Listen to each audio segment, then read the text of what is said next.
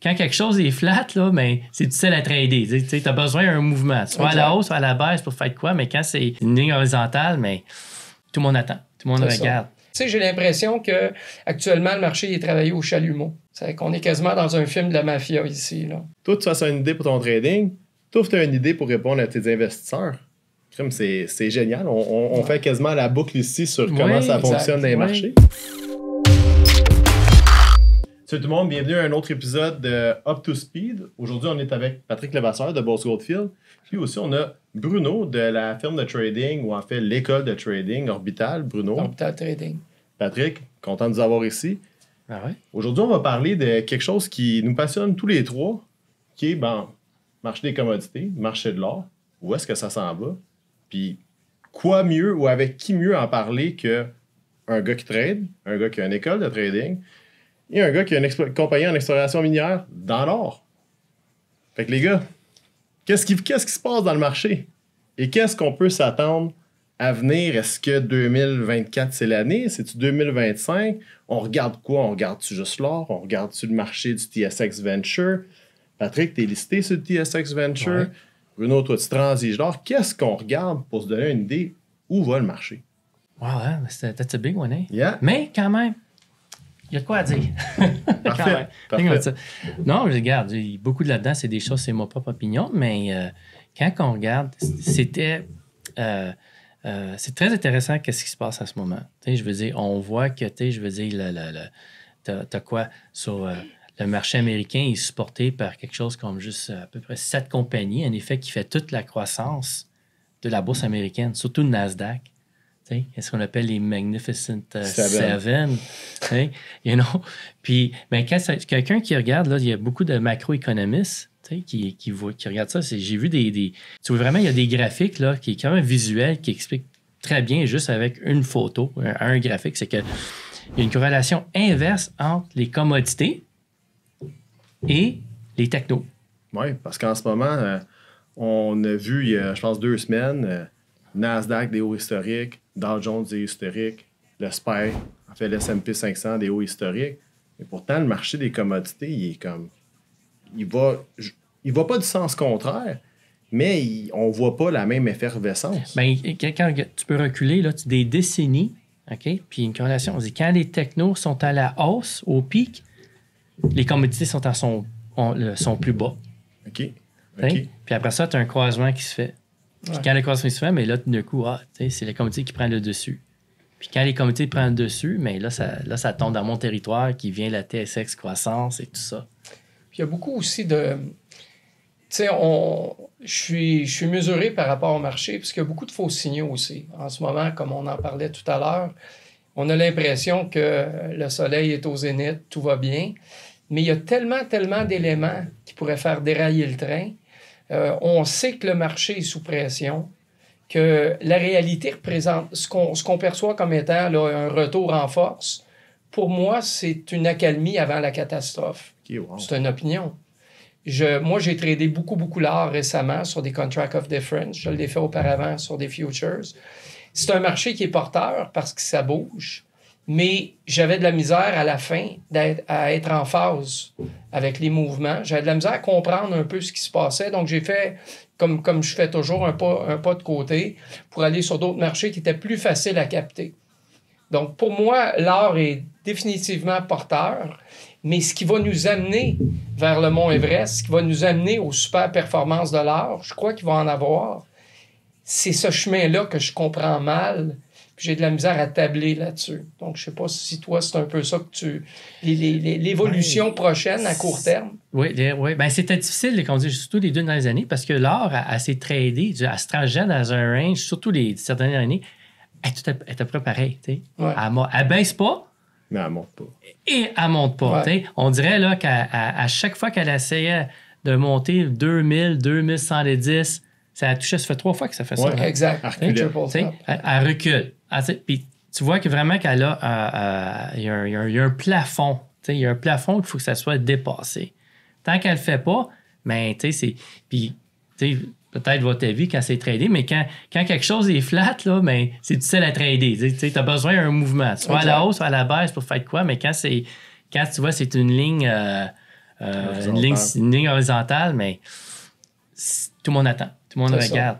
Tu sais, je suis pas étonné quand on atteint un ISI et qu'à un moment donné, il y a une rétraction, une reprise de profit. C'est pas sûr. Il n'y a rien de surprenant là-dessus. Mais en intraday, vers la fin, j'avais de la misère à bien établir mes trades. J'étais plus... Alors qu'à un moment donné, mon taux de réussite était très élevé, puis mon average par trade était très bonne. Là, ça se dégradait un petit peu. Donc, je fais beaucoup d'observations, mais en ce moment, c'est pas le marché que je préconise. C'est pas là-dessus que je travaille. Ouais. Mais c'est sûr que c'est quelque chose d'extrêmement intéressant. Puis je vais y revenir comme je l'ai toujours fait, là, tu sais. C'est cyclique d'une certaine façon, comme les marchés. Mais exactement, puis c'est bon, tu parles cyclique. Parce que toi, Patrick, tu me parlais il y a quelques semaines du TSX croissance. Oui. Parce que tu sais que tu regardes les cycles. Puis y a-t-il quelque chose qu'on peut percevoir là-dedans? Oui, beaucoup. Tu sais, je veux dire, la TSX croissance, comme je dis, c'est particulier comme bourse au monde, parce que vu qu'elle est composée plutôt de petites capitalisations et moyennes capitalisations qui sont dans les métaux, l'huile et gaz, et même agriculture, cette bourse-là devient presque un indice de commodité, quasi-indice. Tu sais. Fait que elle est bien affectée. Quand les commodités montent, après ça, c'est suivi par un remontée dans la bourse TSX croissance. Puis, même un fait intéressant, c'est que si tu regardes quelque chose... j'ai une charte pour ça plus tard, si tu peux le mettre. Là, c'est vraiment frappant. C'est que quand il y a une... dernièrement, peut-être on ne change pas le sujet, mais on change un peu de définition des choses. C'est qu'aux États-Unis, il y en a beaucoup qui en parlent, c'est quand il y a une inversion des taux d'intérêt. L'inversion des taux d'intérêt, on peut me corriger, là, mais c'est quand tout d'un coup, le rendement court terme est plus haut que le rendement long terme. C'est un croisement qui arrive, après ça remonte. Mais à chaque fois que ça fait un croisement comme ça, l'inversion de taux d'intérêt, c'est souvent 2 ans plus tard, il y a une récession qui arrive. Hein? Mais ce qui est intéressant, c'est que 2 ans plus tard, plus ou moins, alentour de 2 ans, il y a tout le temps un rebond dans les commodités. Ouais. Et c'est tout le temps là que, dans le passé, les marchés, les cycles bull market, qu'on pourrait dire, les marchés les phases de croissance, la TSX croissance ou même l'ancien Vancouver Stock Exchange, c'est là que ça commençait. Hein? Fait que, peut-être des bonnes nouvelles pour moi, là, parce que le 2 mars, ça va faire 2 ans que les versions des taux est arrivée. C'est ça que j'allais dire. Parce qu'on marque le point 2 ans. Ben, c'est exactement ça que j'allais dire, parce qu'on a vu les courbes inversées. Je transige quand même les obligations un peu, puis comme... puis encore là, on le voit un peu, tu as plus de rendement dans du court terme que tu as dans du long terme. Puis là, ça commence à rétablir une normale, mais on a vu effectivement les courbes se croiser il y a 2 ans. Oui. Fait que tu sais, c'est... Mais là, il y a beaucoup de gens qui disaient on était en récession. Not true. On n'est pas encore en récession. Moi, je pense qu'on n'a rien vu encore. Je veux dire, on le voit encore. Je veux dire, peut-être il commence par un certain angoissement, mais regarde, les taux, il faut mettre ça un peu en perspective, hein? Parce que la hausse de taux qu'on a eue là, les 2 dernières années, c'était, point de vue historique, là, c'est extrêmement violent. Oui. Pense-y. Hein, ça s'est fait rapidement et trop tard. Rapidement, trop tard. Exact. Mais pas juste ça. Pense-y, regarde. Aux États-Unis, là, même ici, à certaines places, je veux dire, on avait été quoi, à 0,5 base de taux d'intérêt, à 0,5, aller surtout aux États-Unis, à 5 Ça fait quoi, ça? Comme du 900 C'est énorme. Oui, dans le passé, il y avait des hauts taux d'intérêt, mais la différence, c'était de son point de départ. Oui, peut-être il y en a qui s'en souviennent, peut-être des débuts des années 80, il y avait du 12 Exact, ça a monté beaucoup. Mais le 12 peut-être, elle avait été de 8 à 12. C'est un des incréments que tu n'as pas, qui était gérable. Mais ça, c'est une hausse violente et ça peut avoir une percussion sur un effet tout dans notre société moderne. Oui. Puis aussi, il y a le contexte. Quand tu regardes le contexte général, il y a tellement d'instabilité, il y a tellement d'événements, d'incertitudes qui pourraient se produire. C'est difficile de voir comment les marchés vont réagir à ces jolts-là, parce qu'il va y avoir des chocs. Ouais. Il va y avoir des surprises du point de vue géopolitique et tout. Donc, c'est sûr que l'or puis le dollar américain, ça va swinger. Il va y avoir du mouvement là-dessus. C'est bien évident. On oublie quasiment que, c'est quoi, il y a 1 an ou 1 an et demi, il y a une guerre qui a commencé? On arrive à 3 ans, là. Bon, à 3 ans, on l'oublie quasiment. C'est comme dans le décor, exact. On l'oublie, mais effectivement... Puis il y a une intensification, parce qu'en ce moment, là, il commence à y avoir la possibilité qu'il y ait des troupes terrestres qui soient amenées en Ukraine. C'est démenti, mais en même temps, le président Macron en a parlé cette semaine.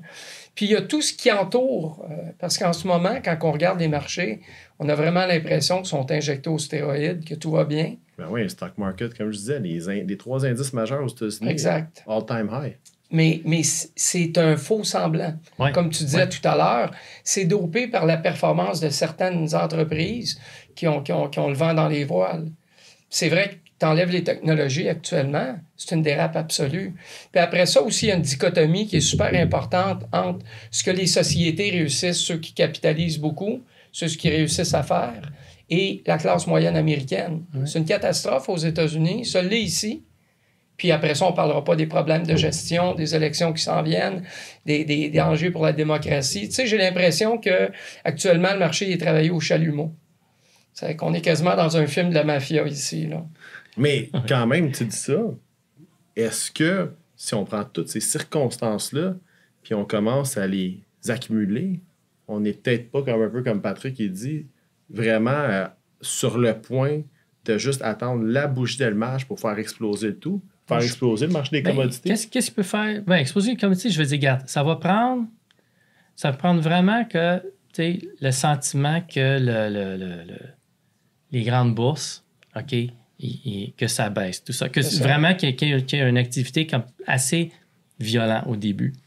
Mais je ne partage ça. Il y en a qui disent « Ouais, mais non, parce que, regarde, est-ce que Microsoft, c'est une bonne compagnie? Tesla, c'est une bonne compagnie? Apple, c'est une excellente compagnie? » Je suis très d'accord. C'est des compagnies merveilleuses. Ouais. Mais des fois, il faut séparer la compagnie puis l'action avec le même nom qui est coté à la bourse. Ouais. C'est deux entités séparées. Ouais, exact. Tu sais, puis c'est ça. Je veux dire, c'est... oui, ça reste des bonnes compagnies, mais qu'est-ce qui se passe à la bourse? En effet, c'est pas nécessairement à cause de la compagnie, c'est les effets, en effet, de masse de personnes. Exact. Tu sais, l'engouement, en effet, d'une masse de personnes, d'une perception que, tu sais, l'argent est là, que l'argent est là. Fear of missing out. Oui, c'est un bel exemple de ça. T'sais, ça veut dire que, oui, c'est vulnérable à un crash, mais c'est pas nécessairement parce que c'est des mauvaises compagnies. C'est peut-être simplement ça l'a monté trop haut. Ouais. L'évaluation, ça n'a plus de sens du point de vue historique. Puis aussitôt qu'il commence à avoir plus de vendeurs qu'acheteurs, puis ça peut faire un enchaînement qui va assez rapide. Exact. Quand le sentiment, comme tu dis, est influencé, après ça, une petite transition peut devenir une grosse catastrophe. On l'a déjà vu auparavant. Puis on n'est pas à l'abri non plus du point de vue de la structure bancaire et tout. On n'est pas encore à l'abri de ce qu'on a déjà vu en 2006, 2007, 2008. Oui. Tu sais, moi, j'ai l'impression qu'en ce moment, c'est un peu comme par rapport à l'environnement. T'sais, dans les années 70, on en entendait parler. On nous disait que c'est une catastrophe à venir, mais on ne voyait pas les termes. On ne voyait pas vraiment la limite de cette annonce-là. On est sur un marché en ce moment, on a l'impression qu'on surfe les plus belles vagues. On n'anticipe pas la tempête. Mais moi, je souscris beaucoup, on en parlait tout à l'heure, Trahan et tout. Ouais. Je crois beaucoup, moi, que les marchés sont sous pression, puis que cette pression-là s'accentue, puis qu'éventuellement, tout va casser en même temps. Je me trompe peut-être, je suis conscient comme trader, je me suis tellement trompé par le passé, mais au moins, je peux me réajuster, c'est ça mon travail. Mais si tu avais à me poser une question sur les perspectives du marché, c'est pas champion. Non. C'est là ce que j'ai vécu. Moi, j'étais courtier valeur mobilière dans le temps qu'on avait, c'était le dot-com bubble, je veux dire. Oui, année je 2000. me souviens, d'année 2000 à 1999, surtout en 2000. Je pensais que c'était normal de faire 25% sur n'importe quoi que tu achetais. Je veux dire, j'ai vécu ça. Puis c'est drôle. Qu'est-ce qui se passe à ce moment? Ça ressemble beaucoup. Ouais. Tu sens les mêmes parallèles de ça.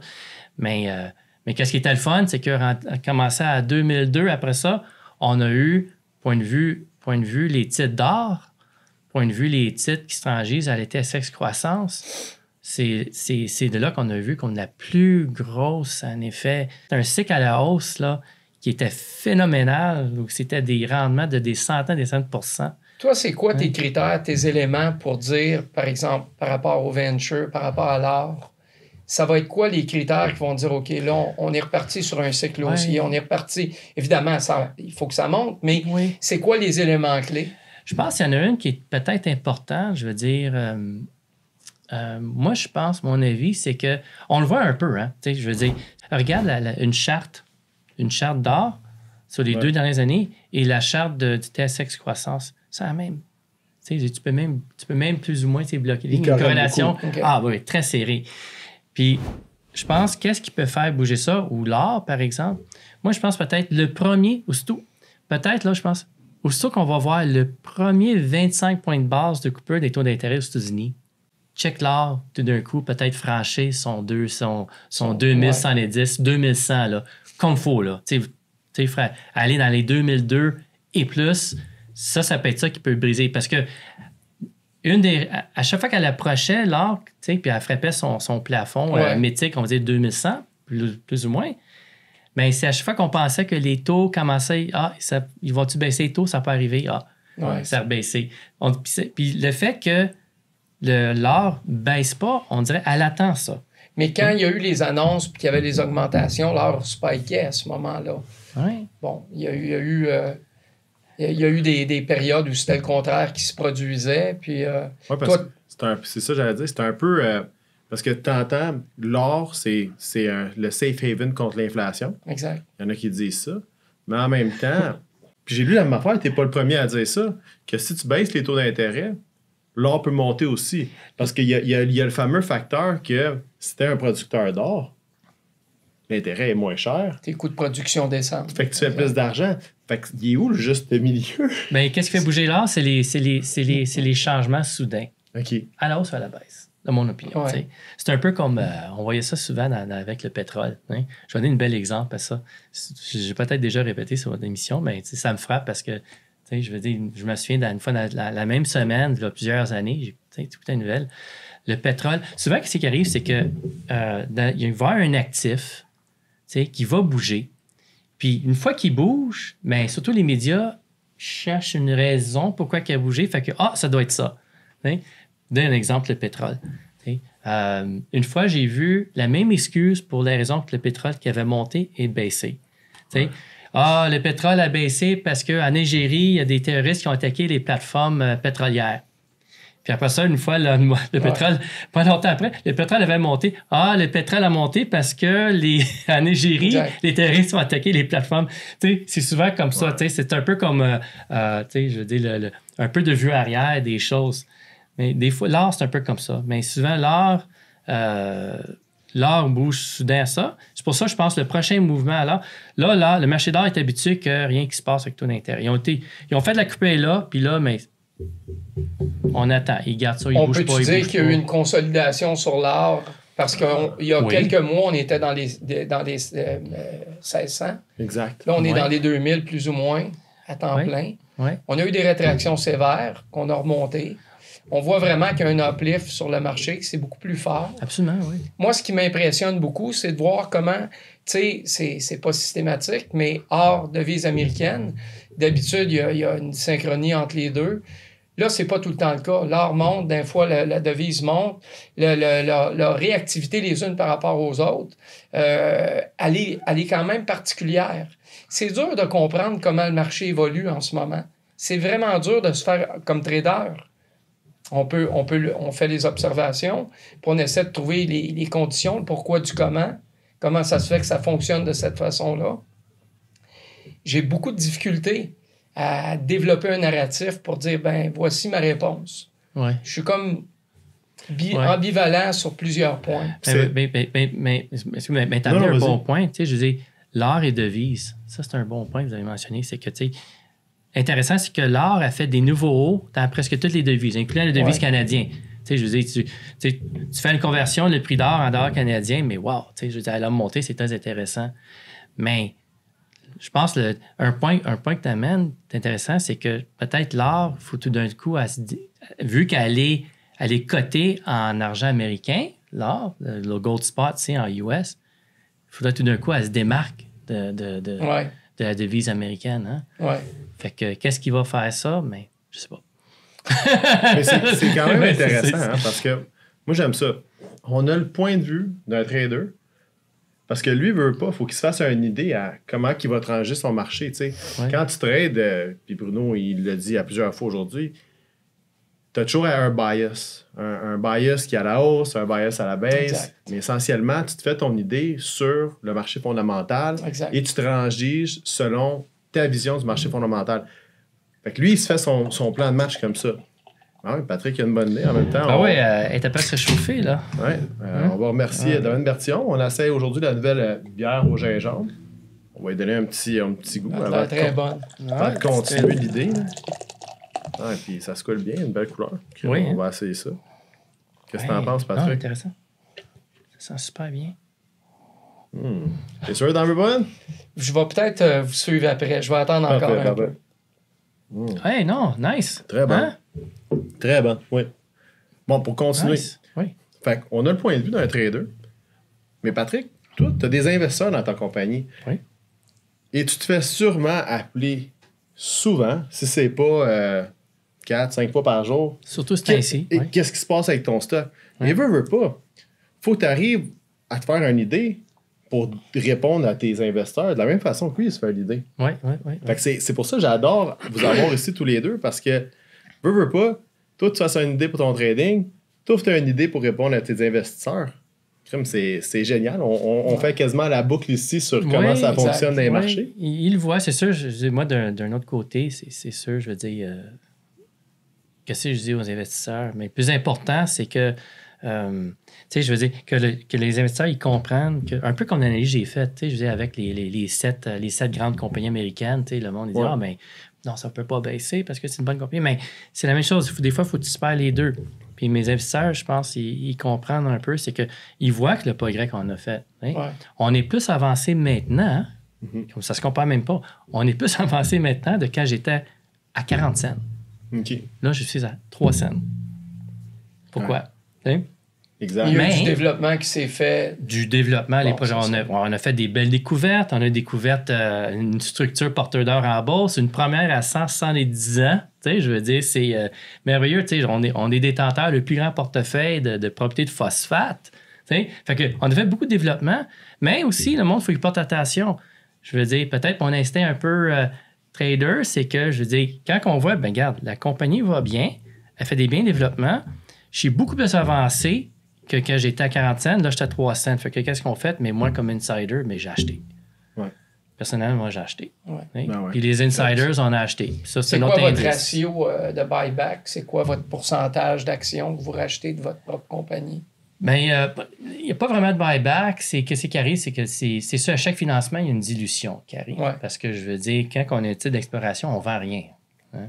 Ouais, Tu sais, exact. je veux dire, c'est spéculatif. Fait que c'est de l'argent du monde qui investit avec nous autres pour. Hein? Le Il développement. prend le risque qu'on va trouver de quoi que les choses avancent bien. Fait que tout ça, c'est dit, c'est que je veux dire, quand on fait un financement, quand le stock est très bon, quand la capitalisation de la compagnie est très bonne, mais ça, tu es limité par combien de fonds tu peux lever par la capitalisation de ta compagnie. Mais aussi, vu que, tu sais, moi-même, comme grand actionnaire de la société, je veux dire, je suis très sensible avec la dilution. Hein. Ouais. Fait que, tu sais, tu fais des financements à proportion de capitalisation, mais à chaque fois qu'il y a un placement ouvert au monde, mais je participe dedans pour garder au moins ma participation. OK. Fait que, oui, il y a eu, des dernières années, oui, il y a une dilution qui s'est faite, mais les proportions gardées par exemple, les insiders, ou même, je pourrais dire, ceux qui participent, le part, c'est mes grands actionnaires qui sont Ouais. le temps qui suivent ça. Fait que, il y a une dilution, mais leur proportion Stable. est pas mal stable. Ouais. C'est pas mal stable. Mais dans notre cas, c'est ça l'affaire. Tu sais, je veux dire, point de vue buyback, ça, tu peux jamais le faire parce que tu peux juste faire du buyback si tu as des revenus Exact. ou si tu C'est as un quelque chose venture. qui devient, oui. Mais quand on reçoit de l'argent, mais le monde s'attend que la majorité de l'argent soit, tu sais, faire l'exploration, Exact. faire la découverte. C'est quoi les forecasters dans ton entreprise? Ça, c'est quoi que vous voyez l'or où à court, moyen terme? Je peux pas parler de le prix de mon action future Ouais. parce que, tu sais, je veux dire, on peut pas. On peut pas. C'est correct. Tu sais, je veux Ben dire, oui. pas le droit. Mais je veux dire, c'est sûr, juste par le fait que j'ai investi beaucoup dernièrement, je suis très optimiste. C'est sûr. Je veux dire ça. Mais l'art, c'est une autre affaire. Je veux dire mon opinion pour l'art. Vas-y. Je veux dire, je pense qu'on dit ça, on ne sait pas quand. Moi, je pense que ça va être plus tôt que plus tard, mais aussitôt qu'on va peut-être avoir 25 points de base. OK. T'sais, Donc, la prochaine réunion du FOAM. Peut-être, oui. Puis ça, s'ils disent, on regarde ça, on est inquiète, mais on regarde ça un peu stable, ça va rester stable. Est-ce que tu penses que ça va être un mouvement qui va se prolonger ou ça va être un spike, on perce des nouveaux ISI, puis ensuite il y a rétraction? Bien, il y a deux choses. Ça serait court terme qui peut arriver. Mais aussi, le gros, qu'est-ce qui va faire bouger l'art, ça va être tout d'un coup, c'est soudain que ça commence à être évident qu'il y a un grand détresse dans l'économie. C'est un grand détresse. Je veux dire que tout d'un coup, le taux de chômage commence à monter rapidement. Les taux de faillite, je veux dire, l'immobilier, tout ça. Quand ça commence à faire les manchettes et le sentiment que ça va aller mal, là, on va voir l'art. L'art devrait faire sa croissance. Sinon, peu importe même les taux d'intérêt. Parce que toi, si le gold spot monte, toi, directement, tu es influencé positivement. Oui, avec une certaine cadence quand même. Souvent, l'art monte parce qu'il n'y a pas juste ces compagnies économiques qui sont sous-évaluées, à mon opinion, mais point de vue techniquement, les grandes sociétés minières, les majors. Aussi, eux autres, ils se tranchaient des bas et des évaluations historiquement bas. Souvent, qu'est-ce qui arrive, c'est que l'art bouge, les majeurs bougent, après ça, ça va aux juniors comme le nôtre qui bouge. Hein?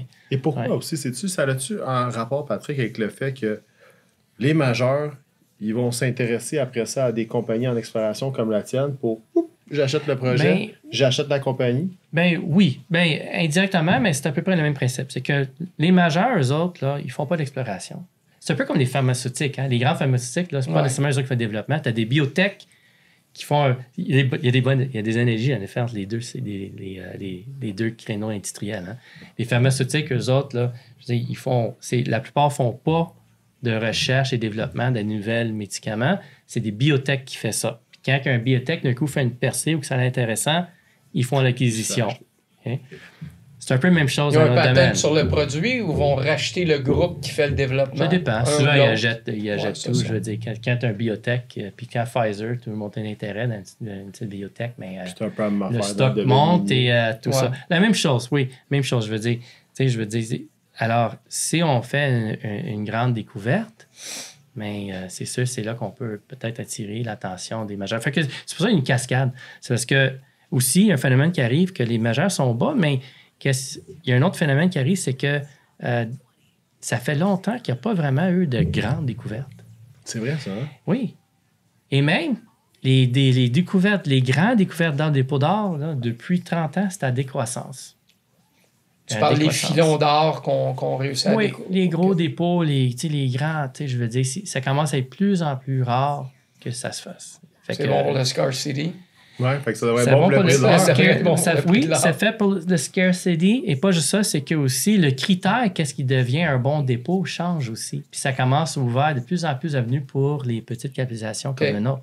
C'est vrai ça, parce que ce qui était attrayant dans le temps, où est-ce qu'il était, tu avais une propriété, tu as d'exploration, puis tu avais du high grade dans le gold, le ratio du high grade permettait au prix de rendre le fameux dépôt intéressant. Ouais. Mais là, en ce moment, comme Patrick il dit, c'est vrai, tu n'as plus tant besoin d'avoir du high grade tant que tu as une consistance et tu as la largeur du dépôt. Fait que les metrics, ils changent. Ouais. Mais, veut pas, on est toujours relié au mot à dit prix de l'or. Puis l'or, qui est, comme on dit, malgré tout, se tient super bien. Elle travaille dans un certain range, mais les swings sont importants quand tu trades, que tu as des contrats futures ou que tu trades des contract of difference. À un moment donné, ça peut être risky business parce que les swings sont brutaux. Puis, ça ne suit pas nécessairement, je ne dis pas que les marchés, on peut rationaliser tout ce qui se passe, mais moi, je fais du fondamental, peut-être 30-40% de ma recherche est posé sur des critères fondamentaux. Le reste, c'est du technique. C'est que je suis un heureux mix. Puis j'ai comme mes critères pour, à un moment donné, il faut qu'il y ait plusieurs bonnes réponses, plusieurs lumières vertes pour que je puisse prendre position. C'est d'ailleurs la méthode qu'on enseigne aussi. Je me fais une petite, c'est bien vrai, petite c'est bien annonce. correct. Ouais. Non, Mais moi, actuellement, j'ai de la misère à m'y retrouver, mais je suis tout à fait d'accord avec le fait que l'art, je vois pas comment l'art pourrait s'effondrer. Je vois l'art beaucoup plus haut, mais il y a une manipulation sur le marché. Il y a un contrôle, en tout cas, des niveaux de l'art qui est hallucinant. Oui. Beaucoup parlent de ça. J'en connais pas plus, mais il y en a beaucoup qui disent il y en a qui voient un genre une conspiration. Sans tomber là-dedans, là, il reste quand même que... Je pense que ça a tout le temps été là. Je veux dire, qu'est-ce qui arrive? Je veux dire, quand ça va bouger, mais quand ça va franchir certaines résistances, c'est là qu'il peut être surprenant comment que ça peut monter. Puis à quel point, on ne sait pas. Il y en a beaucoup qui peuvent... Il y en a beaucoup qui... Bon, jusqu'où que ça peut aller? Ben, il y en a qui spéculent avec certaines ratios. Dans le passé, si calcule l'or, le ratio de l'or et le d'or, mais il y en a qui disent à cause de ça. Mais si calcule le d'or, si le d'or descend à tel point, ça veut dire que l'or devrait être à 3 000 ou 5 000. Je veux dire, je ne suis pas des chiffres, mais j'attends ça d'affaires. Avant Noël, nous, quand on s'est rencontrés, on se disait l'or monte à 3 000. Exact. Je crois encore à ça, mais c'est la démarche, c'est le processus pour passer d'où on est vers le 3000. Comment ça va se faire? Ça va-tu être chaotique? Ça va-tu être très, très, très brutal? Tu sais, il y a plusieurs scénarios. Donc là, je jongle avec tout ça, tu sais. Oui. Puis, pour revenir, parce que vous en parliez tantôt, François Trahan, lui, est-ce qu'il parle un peu de l'or? Moi, ce que j'ai vu des entrevues, toi, peut-être que tu en as vu plus que moi. J'ai vu celle avec Bureau, puis je l'ai toujours suivi. J'ai peut-être vu en anglais, en français, une dizaine d'interviews du bonhomme. Moi, je le trouve extrêmement pertinent pour quand il pose la problématique des conditions de marché. Puis, je le trouve très pertinent aussi quand il annonce finalement le déluge. Il y a beaucoup de monde qui ne souscrivent pas à ce qu'il dit. Sur le plan fondamental, moi, je trouve que c'est absolument blindé. Puis, il y a tellement de petites problématiques et de grosses problématiques qui peuvent se lier entre elles. Comme tu disais tout à l'heure, ça prend juste un déclencheur pour que le sentiment collectif se modifie, puis pour que les entreprises qui sont en problème se révèlent. Là, actuellement, tout est un peu faussé, tu sais. Oui. Comme on disait, il y a de l'euphorie dans le marché. Puis la preuve, oui. Hier, je regardais Apple à la bourse. Apple s'est retiré de l'automobile, mais a annoncé qu'il embarquait dans l'intelligence artificielle. Ça n'a pas pris... La nouvelle est sortie, le stock a apprécié de 2 $. C'était incroyable. Brutal, et pourquoi? Ils ont juste headline intelligence artificielle. Fait que tu sais, c'est là qu'on voit, ça retombe toujours au Magnificent 7. Et veut pas. Qui est le plus gros en ce moment du Magnificent 7? C'est NVIDIA. Qui, je pense, qui a dépassé le 700, le 800. Qui tire le marché encore vers la hausse. Fait que, tu sais, non, vous avez raison. C'est juste le marché, il réagit d'une façon étrange. Puis toutes les circonstances semblent être là pour qu'on puisse voir un essor dans le marché que tu transiges. J'ai un essor dans une compagnie comme la tienne parce que c'est toutes les circonstances. Oui, parce que quand tu regardes les conditions pour les individus, ça ne s'améliore pas. Donc, le pouvoir d'achat aux États-Unis pour l'individu moyen, c'est en déclin. Donc, même si en ce moment, on joue avec les chiffres de l'emploi, ça se maintient, c'est même très bon, il y a une partie de ces emplois-là qui ne sont pas des emplois de qualité. On réussit à fausser la donne avec ces ratios-là. C'est vrai, ça. Puis les gens, en bout de ligne, qui ont moins d'argent, sont de plus en plus sur le crédit. Donc, c'est un endettement collectif qui est surpuissant. Là. C'est en progression. Puis on ne parle pas de la violence sociale et tout. Donc, tôt ou tard, le marché va subir le contre-coup. C'est un ripple effect, le marché. Donc, même si, globalement, il y a des gros institutionnels qui opèrent à ce niveau-là, sur le dit marché, le fait qu'une population complète de 350 millions d'individus, ou à peu près, peut-être un peu moins, 340 millions, c'est pas plus ou moins, et c'est sûr qu'à un moment donné, ça va frapper. Donc, pour moi, je veux dire, c'est tous ces petits éléments-là qui ne sont pas encore réunis. Donc, on n'a pas encore la conséquence ultime. Mais j'ai comme l'impression, tout à l'heure, quand tu disais ça, c'est un effet boule de neige. Donc, oui, puis il ne faut pas oublier, c'est que des indicateurs qu'on remarque, qu'on sent, par exemple, le plein emploi. Ouais. Pénurie d'emploi. Mais ça, c'est des indicateurs courants. Puis les indicateurs courants changent rapidement avec des conditions. Je veux dire, c'est pas un précurseur que ça va bien maintenant, que tout d'un coup, tout va bien, parce que ça fait juste suivre cette courbe-là. Mais quand les choses changent, ça change soudain, assez violent. Fait que on peut pas dire que sa conclusion elle est bien, parce qu'aujourd'hui, tout à l'heure, elle est bien. Oui, c'est vrai. Ça marche pas de même. Je veux dire, il y a beaucoup d'indicateurs qui démontrent que ça peut être brutal.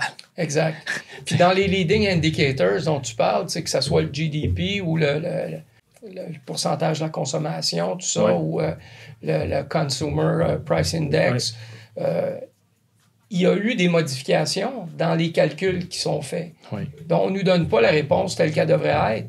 On nous donne une réponse qui est partiellement formatée. Je ne veux pas tomber encore une fois là, dans quoi que ce soit qui appartienne au complot global, mais il reste quand même qu'on essaie toujours de nous donner finalement la carte postale la plus parfaite possible.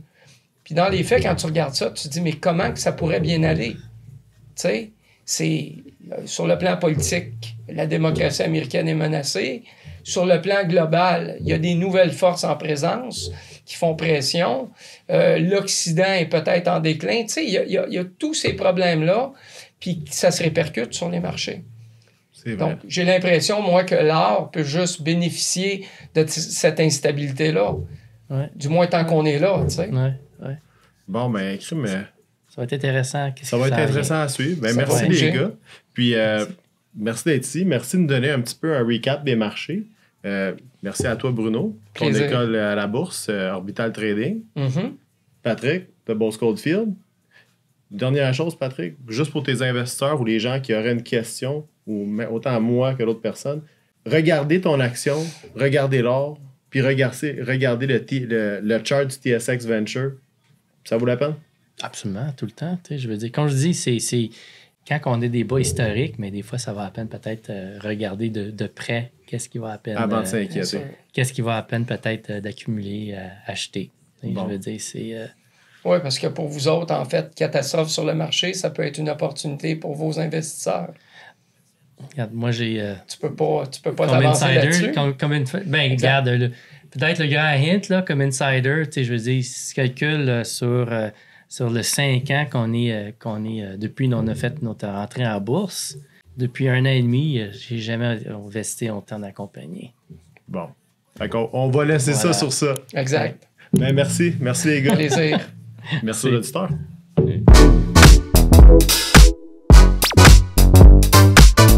Merci d'avoir regardé la vidéo. N'oubliez pas de liker, cliquez sur la petite clochette et abonnez-vous, commentez et n'oubliez pas de regarder notre dernière vidéo qui est juste là. Allez, cliquez, il faut. Et on vous voit à la prochaine. Bye bye.